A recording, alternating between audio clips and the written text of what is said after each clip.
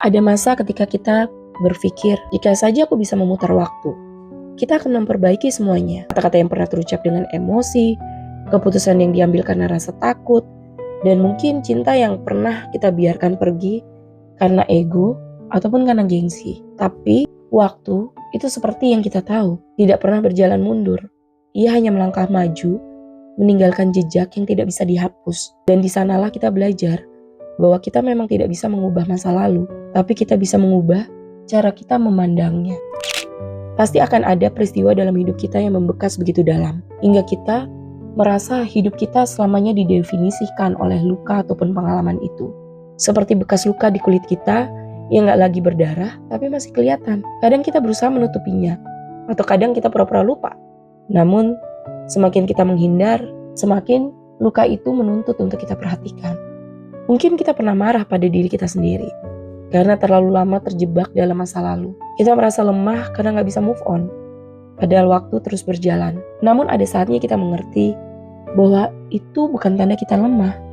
Hanya saja kita sedang belajar menanam cara pandang yang baru untuk melihat luka ataupun pengalaman yang pernah kita jalani. Kita sedang belajar berpikir bahwa penyembuhan itu bukan berarti melupakan. Penyembuhan berarti belajar melihat luka dengan pandangan yang berbeda.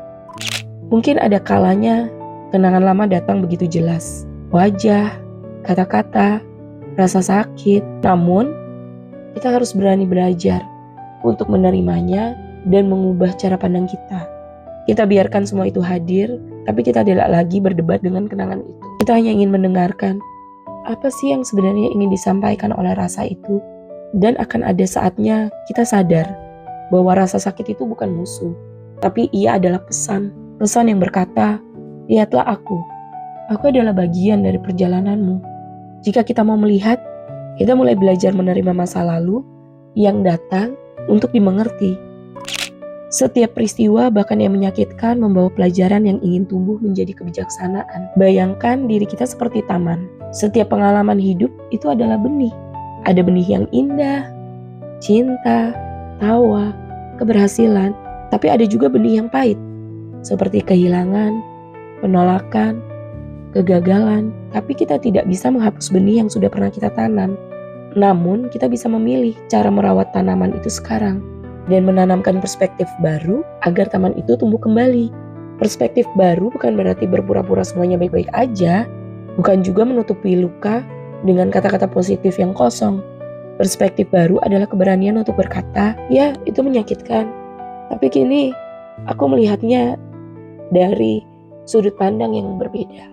Ketika kita menanam perspektif baru, perlahan luka lama berubah menjadi pelajaran. Ada hal yang menarik tentang manusia. Kita tidak bisa mengubah apa yang sudah terjadi, tapi kita bisa mengubah cerita yang kita ceritakan pada diri kita sendiri tentang apa yang terjadi.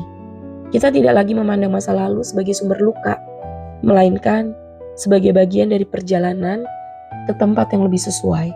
Kita mungkin pernah hancur, tapi kita juga punya kemampuan untuk tumbuh kembali.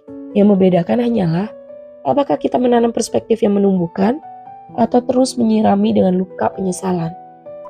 Akan ada masanya ketika kita terus bertanya, mengapa hal itu harus terjadi padaku?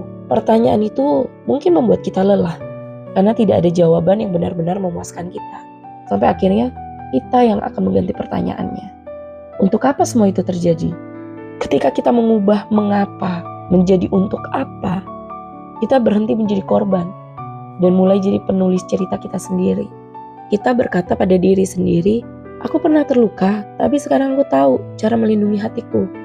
Aku pernah ditolak, tapi sekarang aku tahu nilai diriku tidak bergantung pada penerimaan orang lain. Aku pernah tersesat, tapi ternyata aku hanya sedang diarahkan ke jalan yang lebih sesuai.